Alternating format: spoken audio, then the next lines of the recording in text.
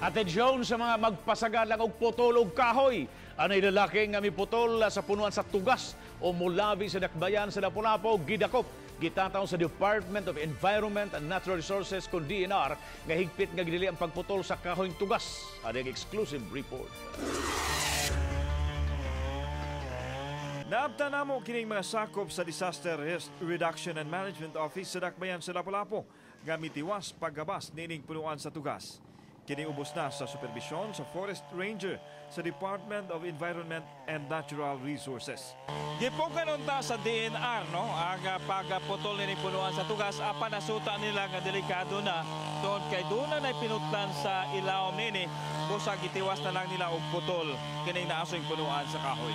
Gisugda na pagputol ang punuan sa kahoy nga naghatag og kakuyaw sa mga tao nga aduna na daang agi sa pinutlan. Gitumbok nga suspek si Romeo Cañedo nga gidala sa presinto sa kapulisan.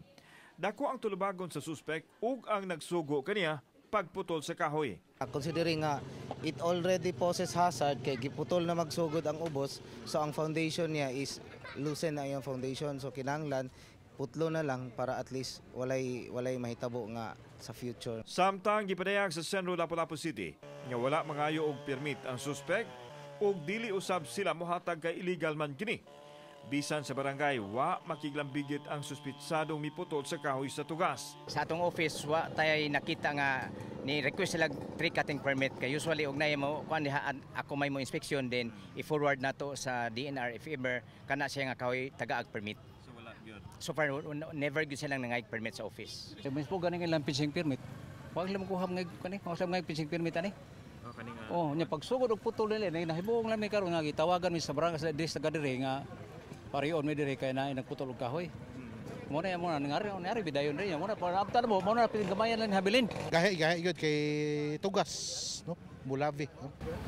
So kinahanglan gyud ang ato is ang safety pod sa mga tao. Safety sa mga tao. So, ang suspek nga si Cañedo, mipadayag nga igo ra siyang gisugo sa pagpaputol sa kahoy sa kantidad nga 1,500 pesos. Andam siyang musaksi batok sa nagsugo kaniya. Gitsulan ko nila. Suhol. 1.5.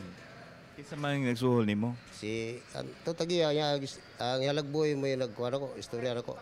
Under Article 310 sa Revised Penal Code, which is mga 6 years ang iyang penalty to 8 years to 12 years ang iyang